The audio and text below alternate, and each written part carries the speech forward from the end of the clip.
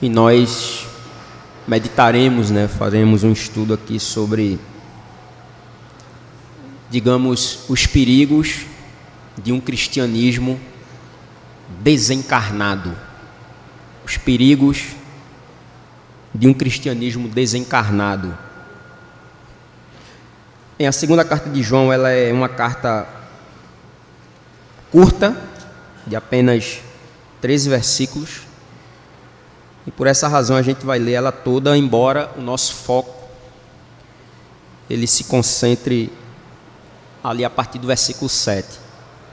Mas a gente vai ler a carta toda, até porque é extremamente importante nós apreciarmos o contexto dela e toda a sua estrutura. Então, a segunda epístola de João diz assim: o presbítero à senhora eleita e aos seus filhos, a quem eu amo na verdade, e não somente eu, mas também todos os que conhecem a verdade, por causa da verdade que permanece em nós e conosco estará para sempre. A graça, a misericórdia e a paz da parte de Deus Pai e de Jesus Cristo, Filho do Pai, serão conosco em verdade e amor. Fiquei sobremodo alegre em ter encontrado dentre os teus filhos os que andam na verdade, de acordo com o mandamento que recebemos da parte do Pai. E agora, Senhora, peço-te, não como se escrevesse mandamento novo, senão o que tivemos desde o princípio, que nos amemos uns aos outros. E o amor é este, que andemos segundo os seus mandamentos. Este mandamento, como ouvistes desde o princípio, é que andeis nesse amor. Porque muitos enganadores têm saído pelo mundo fora, os quais não confessam Jesus Cristo vindo em carne. Assim é o enganador e o anticristo. Acautelai-vos para não perderdes aquilo que temos realizado com esforço, mas para receberdes completo galardão. Todo aquele que ultrapassa a doutrina de Cristo e nela não permanece, não tem Deus. O que permanece na doutrina, esse tem tanto o Pai como o Filho. Se alguém vem ter convosco e não traz esta doutrina, não o recebais em casa, nem lhe deis as boas-vindas, porquanto aquele que lhe dá boas-vindas faz-se cúmplice das suas obras más. Ainda tinha muitas coisas que vos escrever, não quis fazê-lo com papel e tinta, pois espero ir ter convosco, e conversaremos de viva voz, para que a nossa alegria seja completa. Os filhos da tua irmã eleita te saúdam.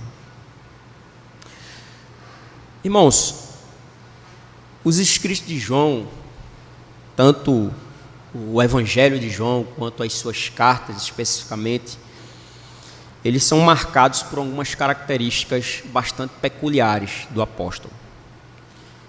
Características essas que não somente destacam os seus escritos dos demais escritos dos outros apóstolos, como também realça doutrinas que foram objeto de muita controvérsia e muita confusão no início da era cristã. Se nós lermos com bastante atenção o Evangelho de João, juntamente com as suas cartas, e aí eu deixo até essa sugestão para os irmãos fazerem esse exercício de comparação desses escritos, uma coisa que a gente vai notar é que João, ele dá muita ênfase a, podemos assim dizer, a fisicalidade ou a natureza física de Cristo. A natureza física de Cristo. E se a gente lê com atenção, por exemplo, os evangelhos, a gente vai ver diversas passagens que vão mostrar justamente não apenas que Jesus ele é Deus, Deus encarnado, mas ele é também homem. Ou seja, a dupla natureza de Cristo no Evangelho de João, ela recebe muito destaque. E algumas ênfases que João coloca no seu Evangelho que nos chamam bastante atenção. Por exemplo, é no Evangelho de João que nós temos o discurso de Jesus dizendo que ele é o pão da vida. Então vejam, pão é algo material, é algo físico, é algo que você pode tocar, é algo que você pode comer. Inclusive vai ter nesse mesmo capítulo Jesus dizendo que aquele que não comer da sua carne não pode ter a vida. E é esse inclusive o discurso que escandaliza uma multidão lá no capítulo 6 de João. Então vejam que há no Evangelho de João esse enfoque, né, na natureza humana de Cristo, na sua fisicalidade. E por que isso é importante, irmãos? Porque quando a gente vai especificamente para as cartas de João, a gente vai ver que já no primeiro século surge, né, um grupo de falsos mestres, de hereges, que estavam justamente negando essa realidade. Negando que Deus se encarnou, negando, portanto, a natureza humana de Cristo, negando a sua encarnação. E é contra justamente esse grupo que João procura alertar a igreja ali no primeiro século. Tá? Então, a gente vai ver essa ênfase sendo colocada especialmente nas suas duas primeiras epístolas. A primeira epístola de João, a gente vai ver lá no capítulo 2, que ele já faz um alerta acerca desse grupo, né, de muitos que haviam saído do meio da igreja, e aqui já fica, né, um ensinamento muito interessante para nós, é que os hereges eles só podem surgir de dentro da igreja. Não existe a figura de um herege que surge no mundo, não, ele está dentro da igreja, e é dentro da igreja que ele vai causar confusão. É dentro da igreja que a heresia ela costuma aparecer. E aí João vai dizer, por exemplo, lá na sua primeira carta, no capítulo 10, que muitos têm saído, né, mundo fora, saindo de dentro da igreja e espalhando essas falsas doutrinas, justamente para enganar muitos. Então, nos escritos de João, a gente vai ver ele sempre com essa preocupação, né, de mostrar que Jesus ele foi um ser humano de carne e osso também. Ele não era somente Deus, mas ele também era homem, ele era filho de Davi.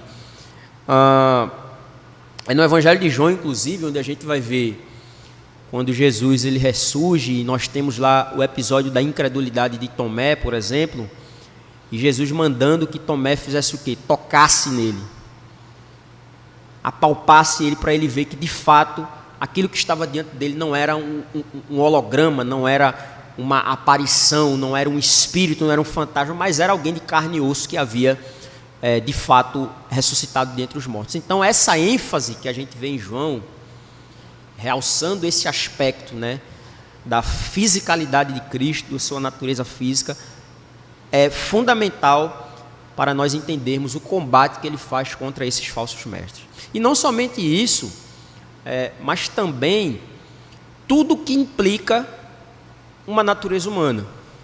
Por exemplo, é no Evangelho de João que nós temos lá no capítulo 4, Jesus se apresentando para uma mulher junto ao poço, dizendo que estava com sede. É no Evangelho de João onde nós vemos que Jesus ele chorou, né? Foram lágrimas de verdade que caíram dos olhos de Cristo. É no Evangelho de João onde nós vamos ver inúmeras passagens onde mostra que Jesus estava cansado, ou que ele parou para descansar, ou ele se retirou para descansar, para orar. Então, essas passagens, elas não estão ali à toa. É no Evangelho de João, logo no capítulo 2, que mostra Jesus ele transformando água em vinho. Ou seja, Jesus participando de uma atividade social que tem uma implicação teológica profunda, que é a união entre um homem e uma mulher em casamento. E ali, não sei se os irmãos já tiveram a curiosidade de calcular quanta água Jesus transformou em vinho. Foi algo ali na ordem de uns 500 litros de água. Então era vinho, uma beça que Jesus transformou ali. Então, percebam que por trás disso tudo está a intenção de mostrar que, de fato, Jesus é aquele que comia, aquele que bebia, é aquele que sentiu dor, é aquele que sentiu fome, que sentiu cansaço, aquele que sentiu sede, inclusive pediu água para uma mulher, aquele que sentiu fome, e por aí vai. Então, quando a gente chega aqui nessa segunda carta de João, na verdade é um assunto, como eu falei no início, que ele começa lá na primeira carta, né? Porque o fato é que, com a expansão do cristianismo, a necessidade de expandir o cristianismo para outros lugares do mundo, né? A atividade missionária ali naquele período ela foi intensa. Mas, juntamente com homens que pregavam a pura palavra de Deus, obviamente existiram aqueles que estavam levando falsas doutrinas por onde passavam. E provavelmente João aqui ele está...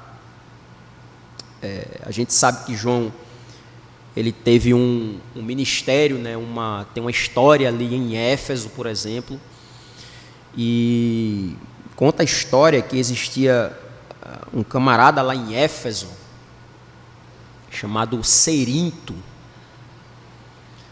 e esse homem era um dos divulgadores, dos principais divulgadores dessas doutrinas, dessas heresias.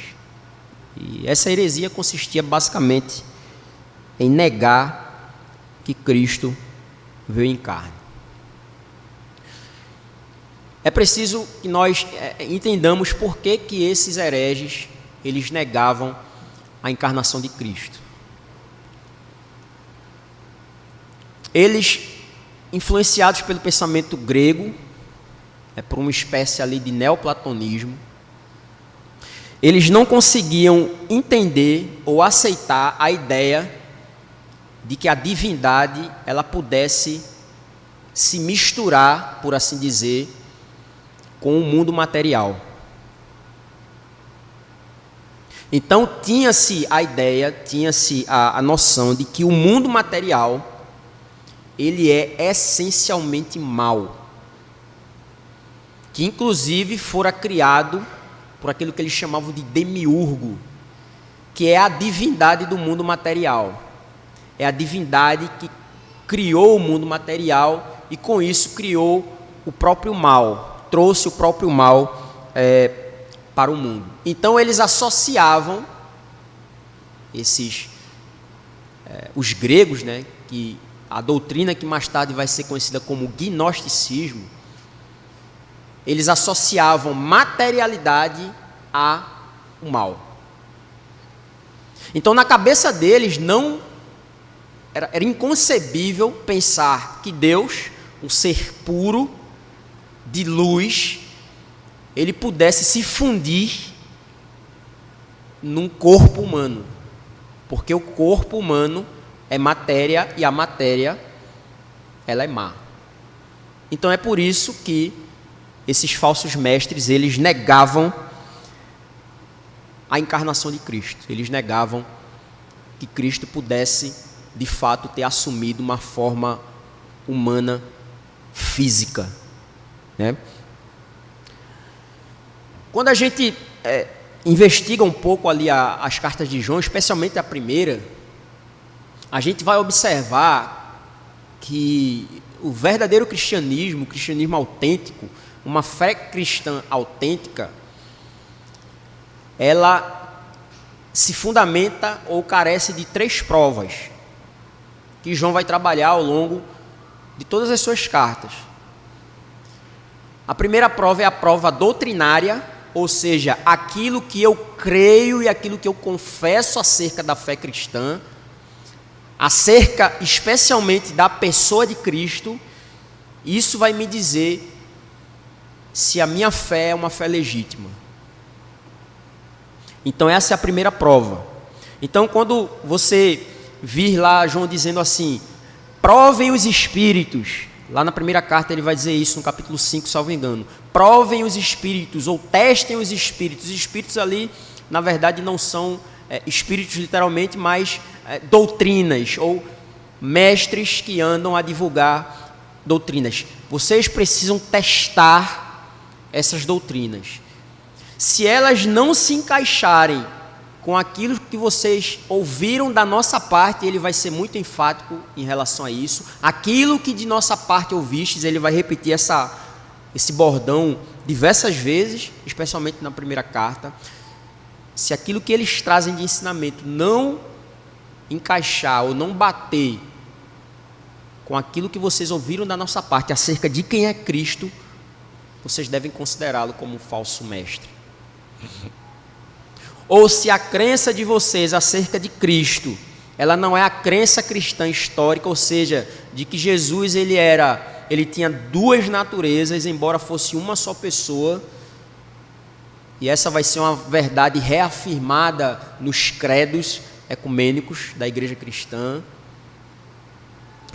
Se vocês não creem nisso, a fé de vocês não pode ser uma fé autêntica. Então, João ele vai estabelecer esse primeiro crivo pelo qual eu devo avaliar não somente a fé dos outros, não somente a profissão de fé alheia, mas inclusive a minha própria.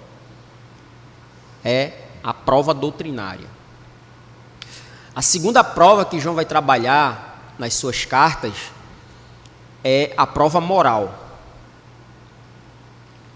Se a vida que eu vivo, ela combina com a fé que eu professo. Então vejam que o cristianismo, irmãos, ele não é meramente um conjunto de doutrinas, um conjunto de ideias. Mas o cristianismo, ele é prática. Ele não é meramente teoria, mas ele é prática. A verdade, ela precisa de uma tradução.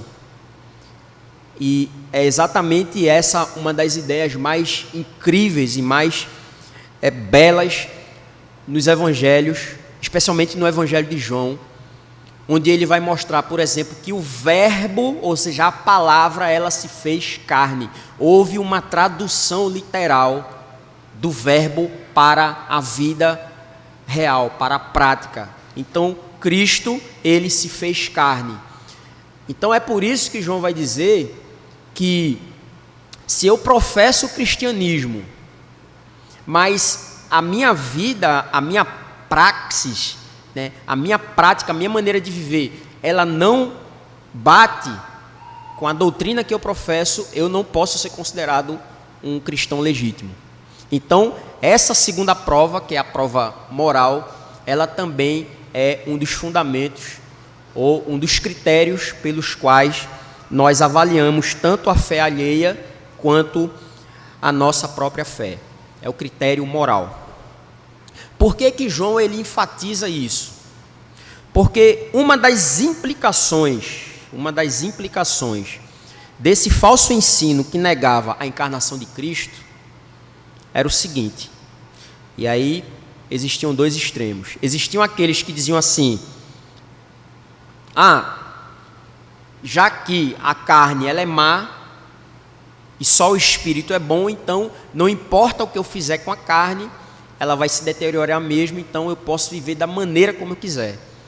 Então pregava-se, né, alguns grupos heréticos pregavam exatamente a licenciosidade, a imoralidade, e diziam que isso nada podia interferir nas questões do espírito, haja vista que espírito e carne não se misturam. Então era essa a filosofia deles. E isso a gente pode ver assim de uma maneira mais clara lá na epístola de Judas. Judas parece ter também lidado com esse problema de pessoas que dissociavam a vida do espírito com a vida prática, de homens que pregavam a imoralidade de maneira aberta, uma vez que, bem, não importa o que você fizer com o seu corpo, no final das contas o que vai se salvar é o seu espírito, então você pode viver a sua vida prática da maneira como for. Para João, essa dicotomia ela não existe. Essa dicotomia, ela não existe. Então, a nossa fé, ela é autêntica também a partir dessa prova moral que João ele estabelece. E uma terceira prova que João vai estabelecer nas suas epístolas acerca de um cristianismo autêntico seria justamente a prova social. É a maneira como nós traduzimos a fé que nós temos, a doutrina que nós confessamos, a maneira como nós vivemos a nossa vida de acordo com essa doutrina, que João vai dizer que não podemos sustentar, por exemplo, que nós pertencemos à luz se nós vivemos uma vida de trevas. É justamente a maneira como eu me relaciono ou como eu trato o próximo. E é por isso, inclusive, que João vai dizer na sua primeira carta, por exemplo, que se alguém disser que ama o seu irmão e, no entanto, vê o seu irmão padecendo uma necessidade, que clama por uma ajuda física e essa pessoa ela não socorre, e aí João vai perguntar: como posso dizer que há em mim um amor de Deus? Como posso dizer que o amor de Deus opera em mim se eu não traduzo esse amor na prática? Se eu não ofereço uma ajuda prática, se eu não sou movido a isso? É justamente a prova social, e é essa a razão também porque que João é conhecido como o apóstolo do amor. É o apóstolo certamente que mais fala sobre esse tema nos seus escritos.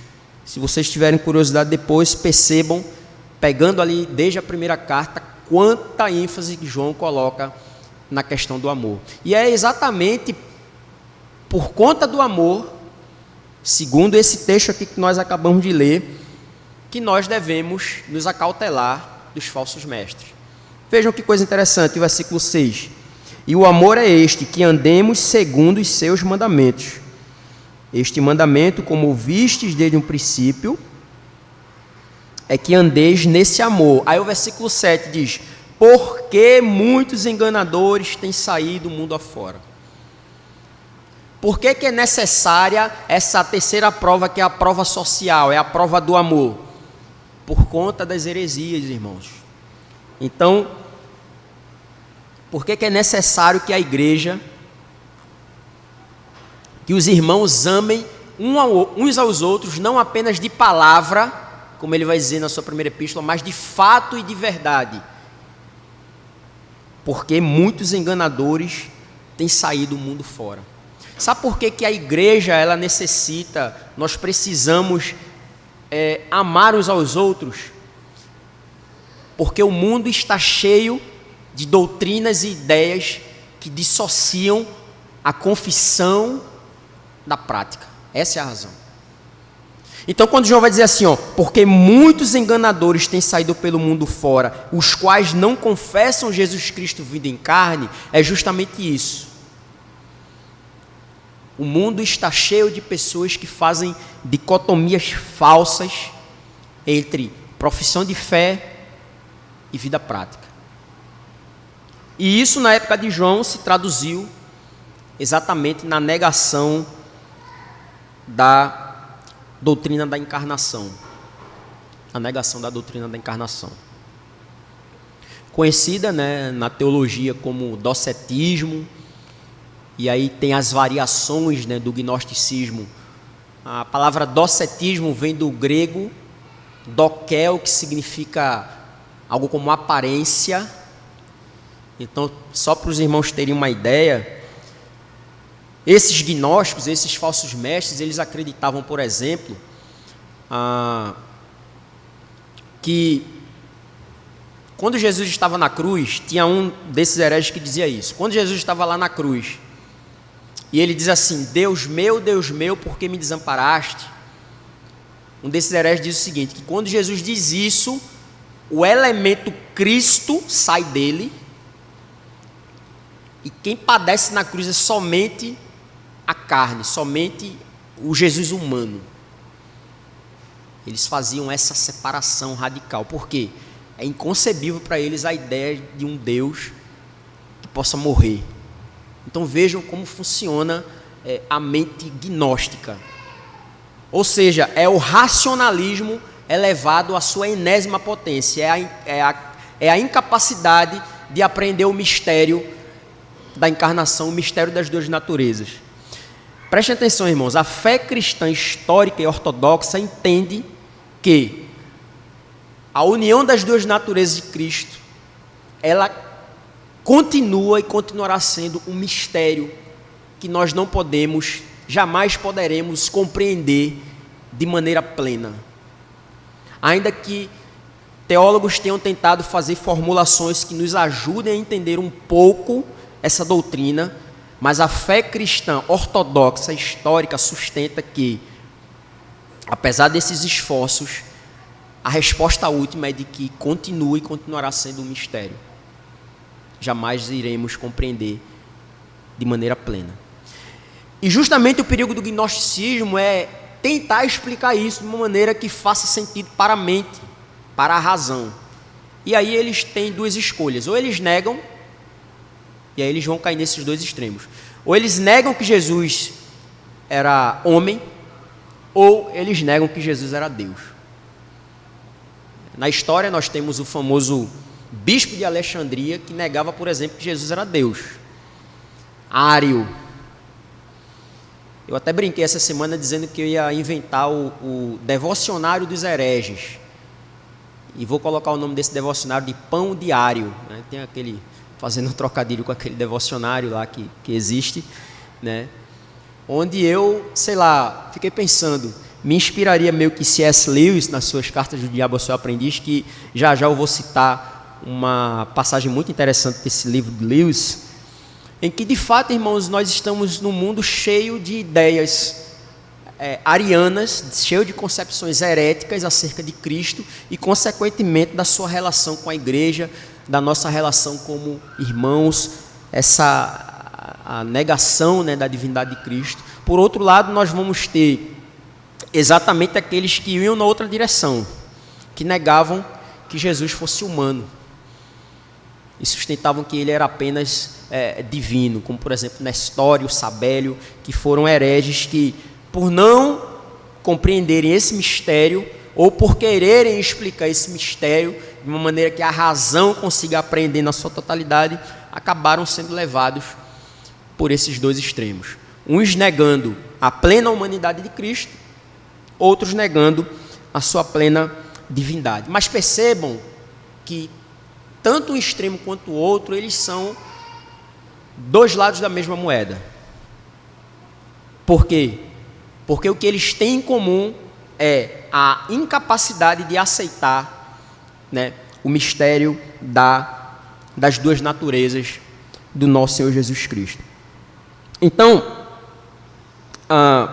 João vai dizer, né, aqui nesse texto, o que acontece é que, de fato, já havia um empreendimento missionário, digamos assim, dos missionários do diabo, que estavam saindo, né, de casa em casa, de porta em porta, levando essas, digamos assim, novidades.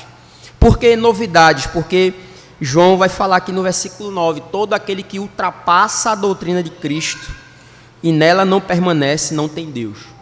Ou seja, eles estavam promovendo de fato uma espécie de progressismo doutrinário que levava os limites da nossa compreensão desse assunto para além do permitido. E com isso eles estavam indo além do que a Escritura revela sobre Cristo e do testemunho, aquilo que o testemunho apostólico ensinava sobre as duas naturezas de Cristo. Existe um documento lá do primeiro século chamado Didaquê. E esse documento é bem interessante. Ele foi escrito ali no primeiro século. Era um documento que circulava entre as igrejas da Síria. E é bem interessante porque ele contém muitas instruções acerca da vida cristã como um todo. Existem questões doutrinárias e existem questões mais práticas. Uma das orientações e das instruções do Didaquê se referiam justamente a como lidar com missionários que circulavam ali no primeiro século. Como eu devo lidar, como eu devo tratar alguém que bate na minha porta dizendo está trazendo a doutrina cristã. E aí é bem interessante o Didaquê que ele vai dizer que, por exemplo, se ele chegar pedindo dinheiro, é um falso profeta. Se ele chegar e pedir abrigo e passar mais de um dia, tenha cuidado porque é um falso profeta. E aí ele vai colocando ali diversas situações bem curiosas de como você identificar um falso profeta. E era exatamente o que estava acontecendo aqui no primeiro século. Né? Muitos haviam saído, aquela enxurrada, né, de gente pregando mundo afora, especialmente ali na região da Ásia Menor. E aí nós temos essa situação de pessoas que estavam saindo com uma doutrina estranha. E João já estava muito antenado nesse assunto, porque ele viu de perto esse problema. Então, o que é que eles negavam? Está aí no versículo 7.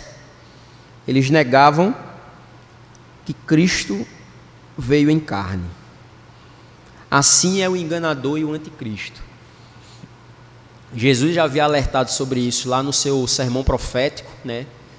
Que surgiriam falsos cristos, e nada mais são do que esses anticristos, né, que surgiram ali no início da igreja cristã, trazendo exatamente essas doutrinas falsas, e eles negavam justamente a encarnação. Esse era um teste que João ele colocava, né, como eu falei anteriormente, o teste doutrinário.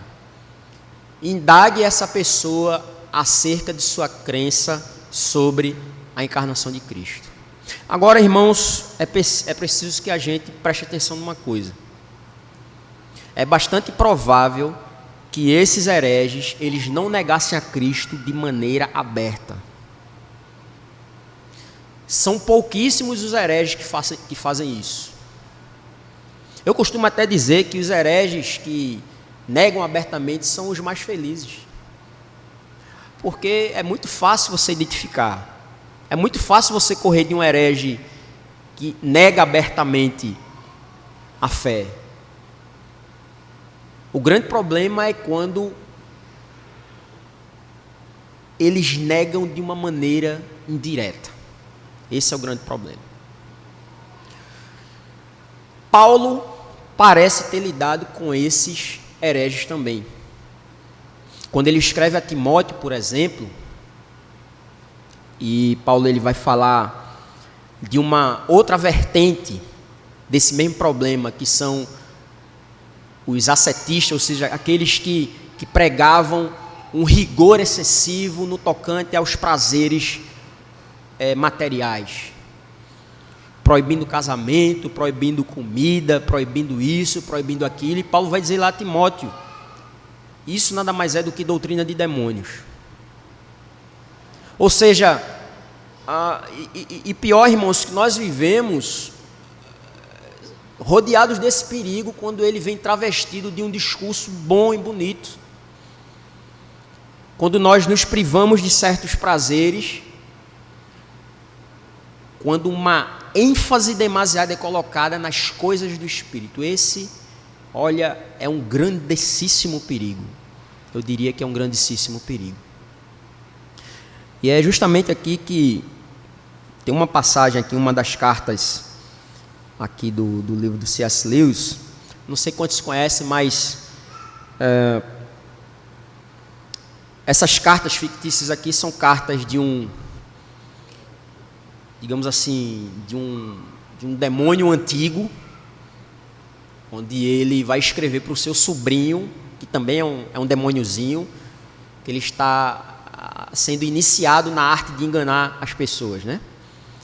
E aí ele, como um tiozão mais velho, o nome dele é Screwtape, é fitafuso, ou não sei como é que apareceu na tradução nova aí, mas ele vai escrever para esse seu sobrinho, dando instruções de como ele deve enganar as pessoas, como ele deve desviar as pessoas do cristianismo, O próprio C.S. Lewis, quando escreveu isso, ele disse que foi uma experiência muito traumatizante para ele, porque toda hora ele tinha que pensar como inimigo. Então, mas o resultado foi magnífico. E lendo esse livro é que nós percebemos as sutilezas, irmãos, das artimanhas do inimigo quando ele tenta subverter a doutrina e a fé cristã. Bem, e tem uma carta aqui, uma das cartas que ele escreve para o seu sobrinho, né, que o Fitafuso escreve para o seu sobrinho, dizia respeito à relação de um rapaz e a sua mãe. E aí nessa carta, que é a terceira carta, ele está dando instruções para o seu sobrinho de como ele tirar proveito da relação um tanto tumultuada entre filho e mãe. E aí vejam bem, algo bem interessante que ele diz aqui para o seu sobrinho.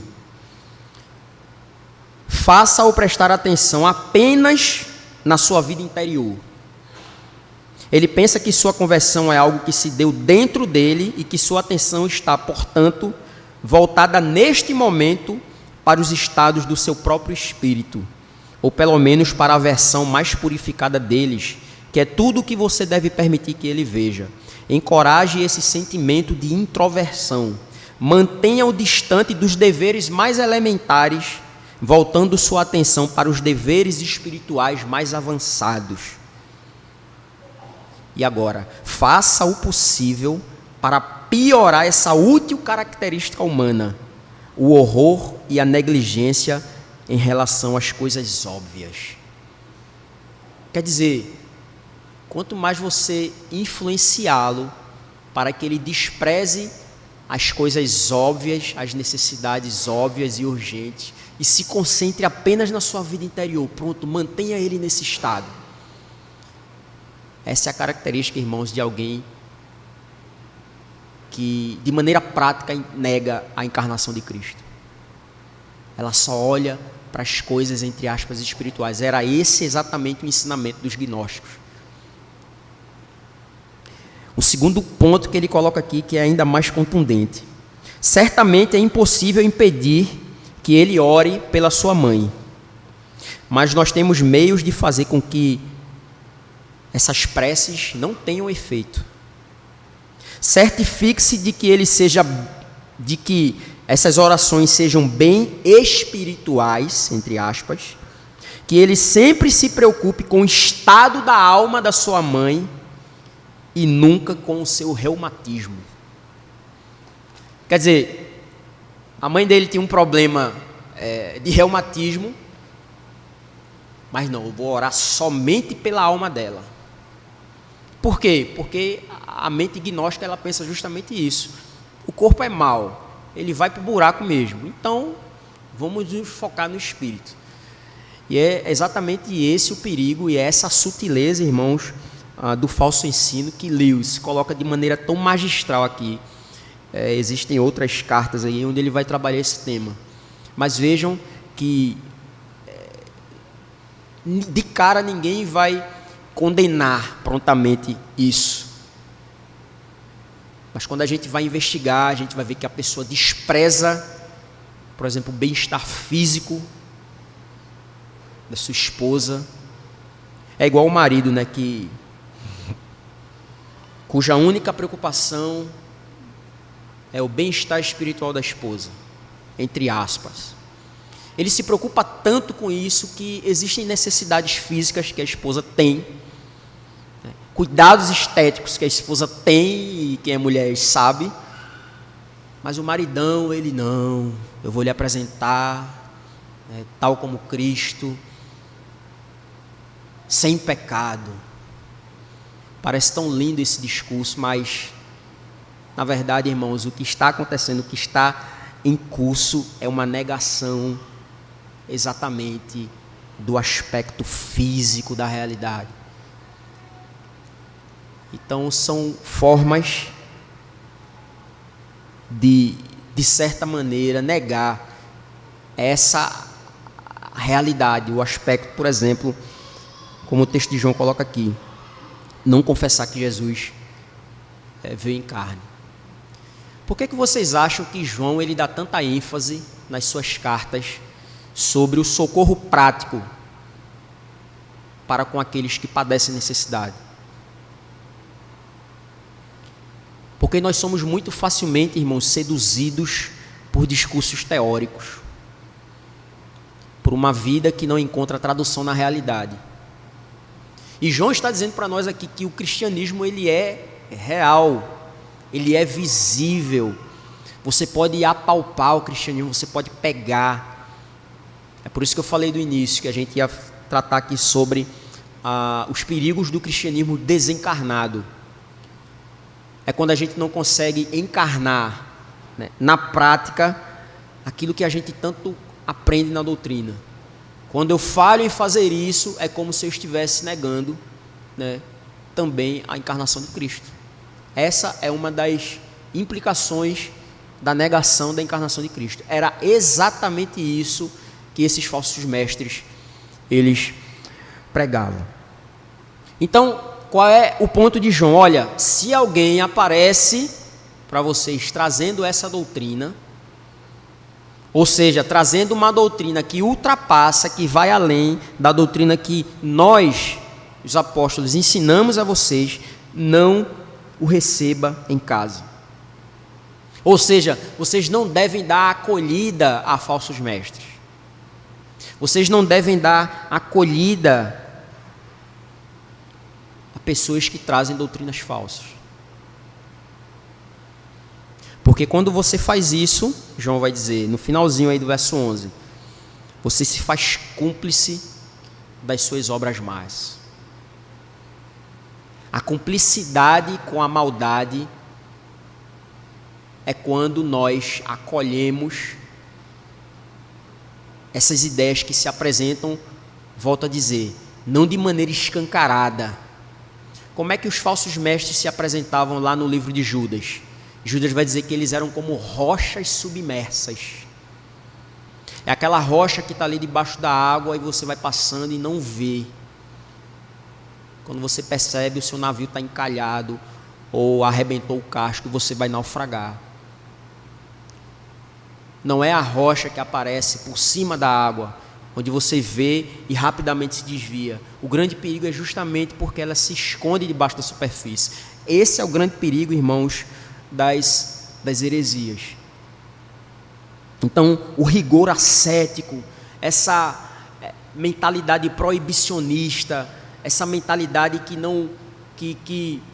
não somente se automutila, mas porque esse é o grande perigo dessas pessoas. Não é que elas se contentam em se automutilar. Se fosse só isso, fique lá em paz na sua. Mas ela quer também mutilar os outros. Ela quer estender essa automutilação para os outros. E esse é o grande problema. Ela não se contenta em viver ela mesma uma vida ascética, uma vida sem tocar, sem experimentar, sem desfrutar das coisas boas que a vida tem, mas ela quer que os outros também vivam dessa maneira. Então esse é o grande perigo e é aí que mora o perigo que João nos alerta. E vejam, irmãos, para nós concluirmos, como que João ele entende essa questão, ou como ele traduz essa questão, o fato, a realidade de que Cristo ele efetivamente veio em carne.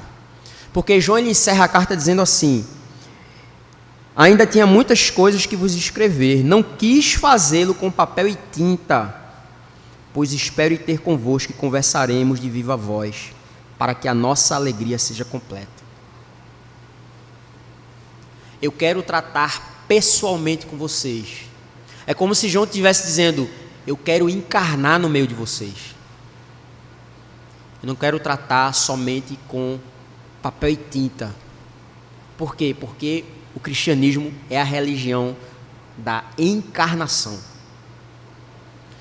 Esse foi um assunto muito debatido, né, na época da pandemia, dos chamados cultos online, e teve até gente falando em ceia online. Irmãos, o cristianismo ele carece da presença física, carece de fisicalidade, carece da materialidade dos elementos. O cristianismo ele carece de presença física de irmãos uns com os outros, carece de comunhão real, física. É óbvio que em situações extremas, a virtualidade ela serve apenas como um paliativo, mas jamais poderá ser normalizada, como até hoje nós sabemos de igrejas que fecharam as portas e vivem somente de, aspas, comunhões virtuais, de transmissões. Irmãos, isso é uma negação da própria encarnação de Cristo. É uma espécie de negação da encarnação de Cristo. Se você perguntar para essa pessoa se ela crê que de fato Jesus ele veio em carne e osso, ela vai dizer que sim. Aí você vai para o outro teste que João coloca, que é o teste social. Mas como é que você tem traduzido isso na prática? E aí a pessoa vai se ver perdida. Porque o que ela vive é essa dicotomia entre as coisas materiais e as coisas espirituais. Ela não consegue ver que, por exemplo, Deus ele há de redimir a criação como um todo. Pensem por um momento comigo, se o mundo ele de fato fosse esse mundo mau, como querem os gnósticos, por que ele seria objeto de redenção? Uma vez que Paulo ele fala lá em Romanos que toda a criação será redimida.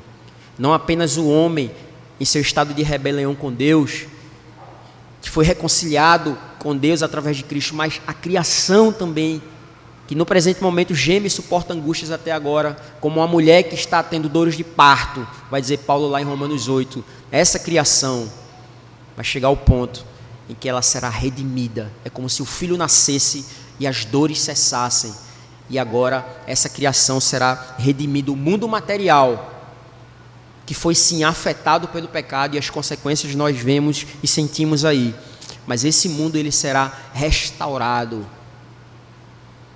para que nós possamos habitar nele agora numa comunhão plena com Cristo quando ele voltar. Então, irmãos, de uma maneira bem breve, nós vimos aqui que quando se nega a encarnação de Cristo, na verdade, quando se nega uma das duas naturezas de Cristo, seja a divina, seja a humana, existem consequências práticas. Existem consequências práticas. Maridos, atentemos para as necessidades físicas das nossas esposas, as necessidades estéticas, não somente as necessidades do espírito, mas também as necessidades práticas. Nós precisamos traduzir o nosso cristianismo. Esse cristianismo precisa ser visível, precisa ser palpável, precisa ser de carne e osso. E é exatamente esse um ponto aqui que João ele nos faz pensar, quando ele diz, né, para a igreja que gostaria de falar ainda muita coisa, mas que prefere fazê-lo pessoalmente, olhando no olho. Isso serve também para as nossas relações como irmãos. Aliás, é por isso que eu tenho uma dificuldade com emojis. Emoji de WhatsApp. Se você fala uma coisa, coloca um emoji. Se você não colocar emoji, já percebeu que é assim? Se você não colocar um emoji, a pessoa não vai perceber que é uma ironia, que você está brincando. E aí nós vivemos a cultura da emojização. Sem emoji eu não sou ninguém. Sem emoji o meu interlocutor não vai saber que eu estou apenas brincando. Sem emoji a esposa não vai saber que o marido falou brincando. E quando chegar em casa ela vai estar, né, com a cara desse tamanho para o lado dele e ele sem saber. É por isso que precisa, né, do contato físico. Nada como uma conversa olho no olho. Nada como ver a reação da pessoa diante de você. Então, isso nos faz pensar, irmãos, esse tipo de coisa, esse tipo de ideia nos faz pensar exatamente na necessidade de um cristianismo mais encarnado, de um cristianismo mais traduzido na prática. E é por isso que o apóstolo João, ele alerta a igreja quanto a isso. Irmãos, alguém tem alguma pergunta, consideração a fazer, algum ponto? Passei 5 minutos do horário que eu estabeleci, são 11h50 agora, então nós vamos encerrar. Vamos encerrar com uma palavra de oração. Senhor Deus, te louvamos e bendizemos, porque o Teu Filho Jesus Cristo, Ele se fez carne, habitou entre nós, cheio de graça e verdade. Porque pela Sua morte literal, pelo sangue literal que desceu do Seu corpo, que Ele derramou, pela ressurreição literal do Seu corpo, nós obtemos o perdão dos pecados e nós obtemos a reconciliação contigo. Nos ajuda, Senhor, a pensar nesse evento extraordinário que foi a encarnação do Teu Filho Jesus Cristo. Nos ajuda a pensar nisto com as suas implicações para as nossas vidas, a vivermos, ó Deus, um cristianismo mais encarnado, mais traduzido na prática. O cristianismo, ó Deus, onde o amor, ele fala, ele tem mãos, ele tem pés, ele tem boca. Um cristianismo, ó Deus, onde de fato as nossas ações elas sejam visíveis, não porque somos nós que fazemos, mas porque é o Senhor quem opera pelo Teu Espírito, ó Deus, nos conduzindo e nos dirigindo para a prática de boas obras. E com isso, ó Deus, nos ajuda a combater a falsa ideia de que não há valor nas coisas materiais, ou de que devemos valorizar somente as coisas do Espírito, quando na verdade, ó Deus, a Tua palavra nos ensina que nós devemos cuidar das duas coisas, porque Jesus, Ele era tanto Deus como homem, Ele tinha sede, tinha fome, tinha cansaço. E que com isso, ó Deus, nós tenhamos um olhar mais sensível para com as necessidades daqueles que estão ao nosso cuidado, sejam as nossas esposas, filhos, sejam os nossos irmãos. Nos ajuda, Senhor, a de fato a viver um cristianismo encarnado e autêntico, para a glória do Teu nome, em nome de Cristo Jesus. Amém. Amém, irmãos. Deus abençoe. Até